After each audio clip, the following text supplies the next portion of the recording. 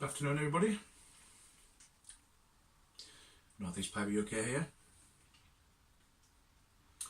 on a very wet Sunday afternoon.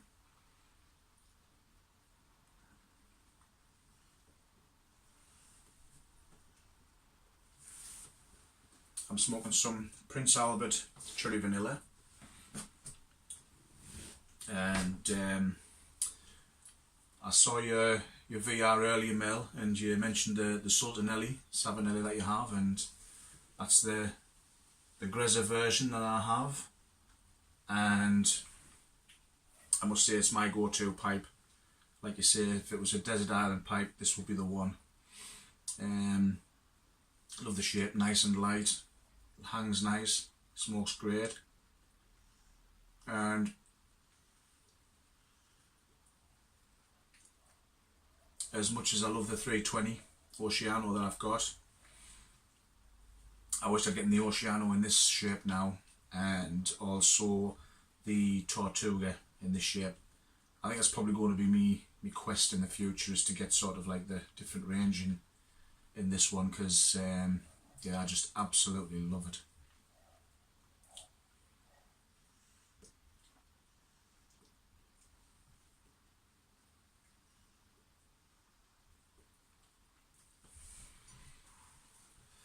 Well, it's a bank holiday here, so most people are off tomorrow.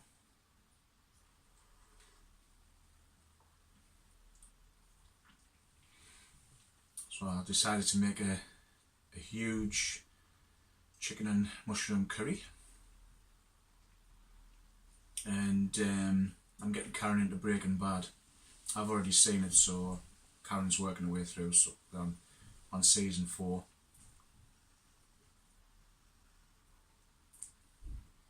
Which suddenly turned into a competition of who could fart the most. So this is probably about as far away from the house as I dare strike a match right now. And Karen's sleeping her curry off at the moment. She's gone for a siesta.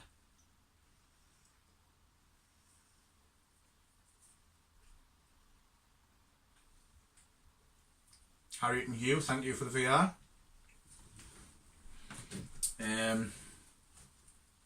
You're probably too horrified to hear that I used to start getting The Walking Dead from issue number 1, and I started getting them for so long, and then I stopped getting them, and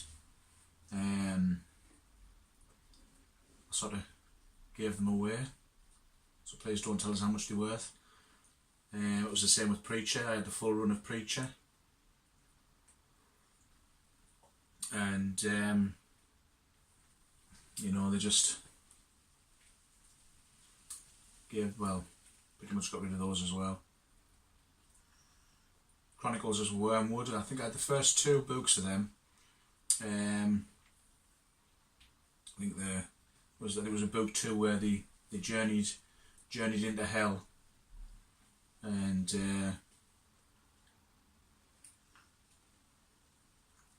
Garth Ennis, what do you expect? Pretty warped. I love all of his stuff. I sort of followed him from the start of his career. We did a comic in England called Crisis, which was pretty political at the time, and he did an absolutely fantastic story called Troubled Souls, which dealt with the IRA in Ireland. And they did bring it out in book form, and I did manage to get a copy of it. But when I was moving house one time, it got really damaged, and I was always pretty annoyed that happened, because that's not one I've been able to find in a collection ever again. Featured fantastic artwork by what's his name? John McCrea, who went on to do the Hitman story. And he also did The Demon as well. I actually met him 10 years ago at a comic convention down in Leeds, and pretty nice fella. I've got him as a friend on Facebook as well. But it's interesting you mentioned The Walking Dead, because I've got Amazon at the moment, and there's been a lot of sort of comic related documentaries that's been on there for to watch. And one of them I watched recently was the story behind Image Comics. Sort of where Todd McFarlane, Rob Liefeld, Mark Silvestri and all them sort of all clubbed together and went out there and started their own comics label, which was a pretty big thing because Marvel pretty much lost all of the talent that they had at the time. And I could understand it when they were mentioning things that, you know, the amount of money they were making for the industry, and yet they weren't really getting anything back. And silly things like Todd McFarlane mentioned that one of his pictures, Spider-Man pictures, was he walked into a comic shop and there was like row after row of t-shirts with his artwork on, yet he received no royalties from it. So I think that was the big thing at the time, was obviously a lot of the creators were sort of getting the recognition that they deserved for the work, really. But there was a really interesting story in it, interviewing Robert Kirkman, who obviously wrote The Walking Dead, and he sort of put a picture over and mentioned what he had in mind, you know, this zombie story type thing. And I don't know who the guy was who he was talking to, who he put it to, and he'd sort of said, well, you know, we need something that's like a hook to sort of get people interested in the story. You don't just want to say, oh, all of a sudden the guy wakes up and there's loads of zombies everywhere. What caused the zombie type thing? So Robert Kirkman went back and, oh, it's an alien virus that comes into the planet and that's what turns people into zombies.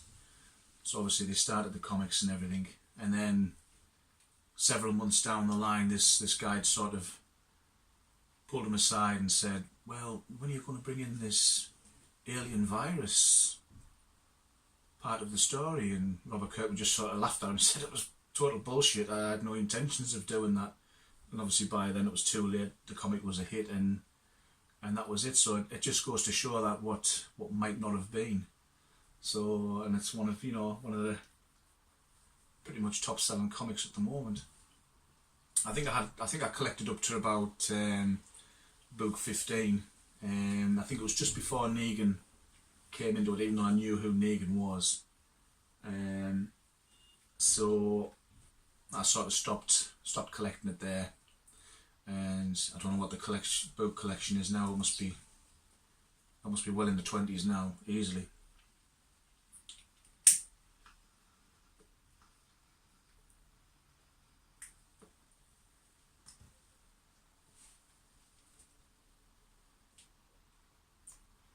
Again, Magic the Gathering, you know, that took us back to the late 90s. I got into that from a lad at work.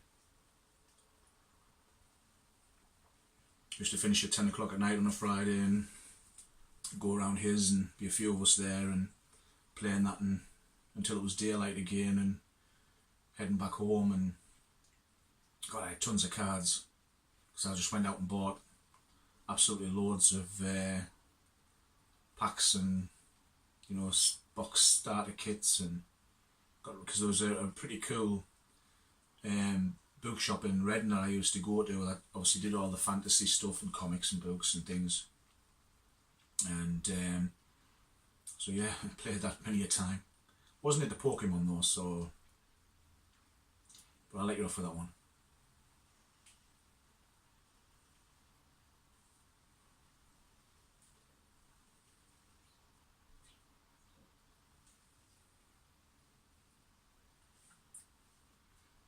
Looks like the little Robin's paying us a visit.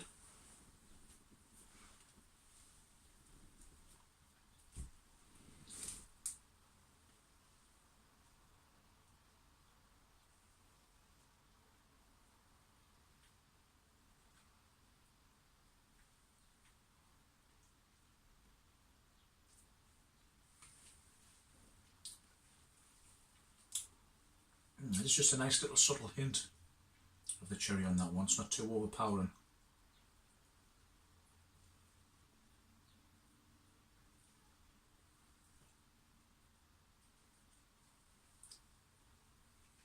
Definitely picking up the vanilla on that one.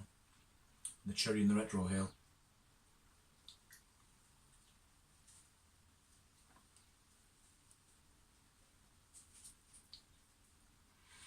I would say it was on the same par as the Cult Blood Red Moon. That's quite nice, that.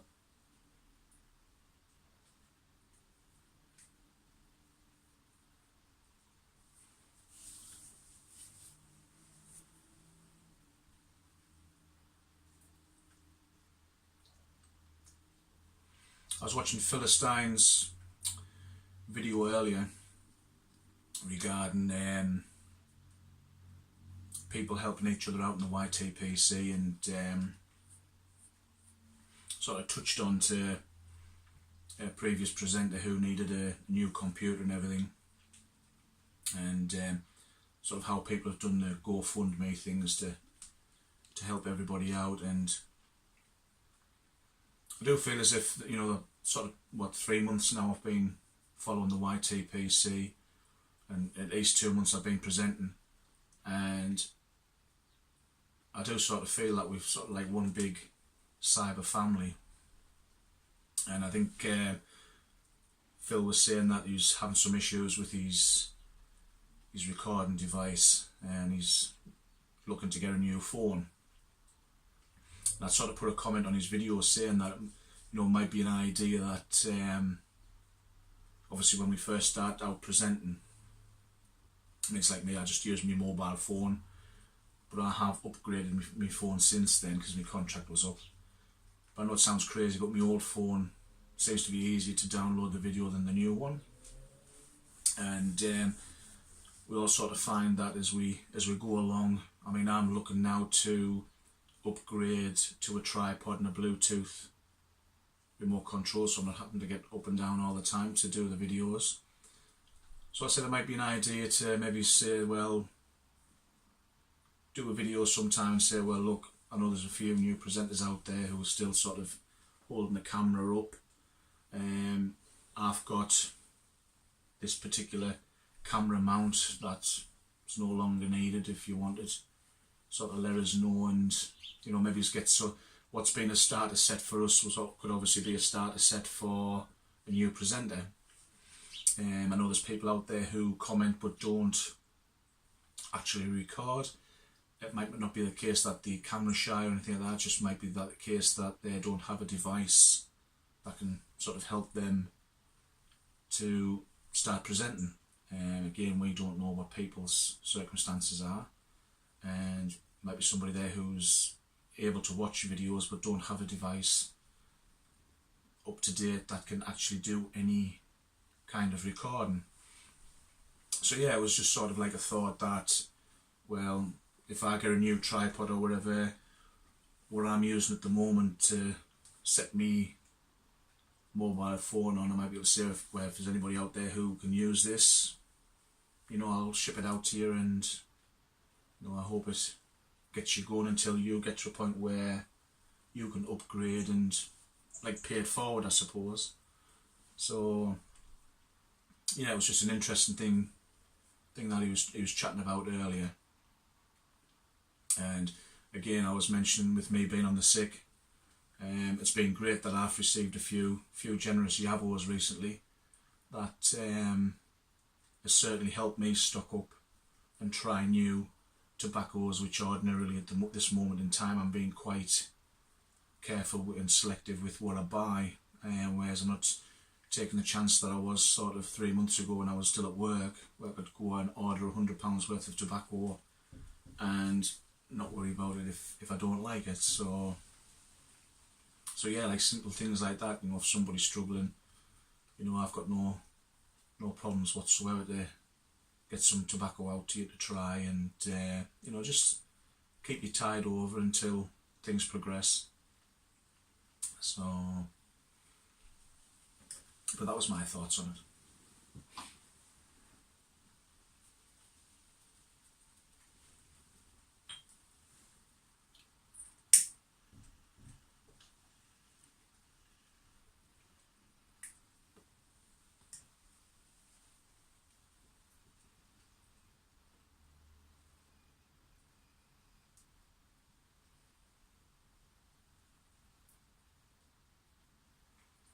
Well, we had an absolute torrential downpour earlier, and it looks like I think I've plugged all the leaks in the roof now, so I think I'll get this next winter out of this roof and then get it changed next year.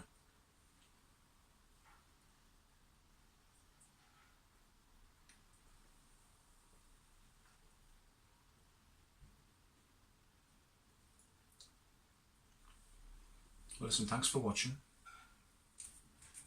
I hope you've all had a great weekend, and as always I hope you're safe and you're happy and you're well, and as always, load up, light up and enjoy, and I'll speak to you all soon. Bye for now.